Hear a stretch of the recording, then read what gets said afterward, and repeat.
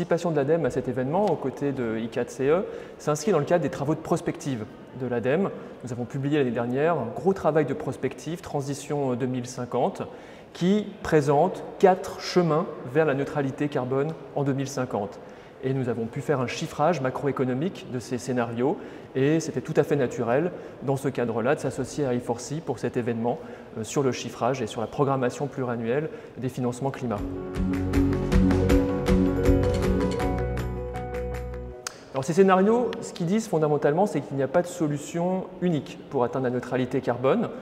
On fait varier dans ces scénarios soit les changements de comportement, en allant de plus en plus vers la sobriété par exemple, ou alors des changements technologiques pour aller capter du carbone. Et donc dans les deux cas, soit c'est un pari sur l'évolution des comportements des citoyens, soit c'est un pari sur les arrivées technologiques.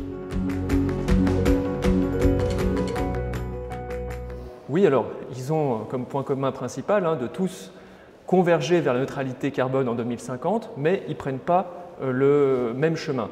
Ils ont aussi le point commun de reposer sur des choix structurels assez forts, parce que fondamentalement, bien sûr, il y a des choix technologiques, mais c'est aussi des choix de société. Est-ce qu'on va vers plus de sobriété ou est-ce qu'on met tout en œuvre et on fait le pari que des technologies arriveront en temps et en heure?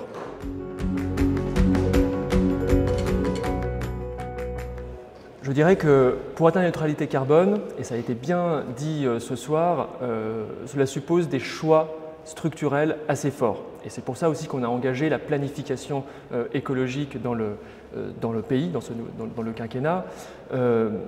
Et on a pu faire des chiffrages, on a parlé autour de 100 milliards d'euros qui vont être nécessaires pour accompagner cette transition. C'est un chiffrage qui vaut ce qu'il vaut, mais la bonne nouvelle, c'est que ce ne sont pas des investissements additionnels. Fondamentalement, il s'agit de rediriger les investissements bruns vers les investissements verts.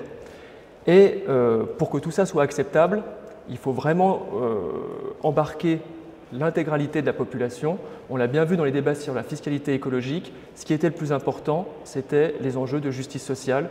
Donner vraiment aux citoyens la possibilité finalement d'entrer dans ce débat démocratique pour que ce soit le plus approprié possible.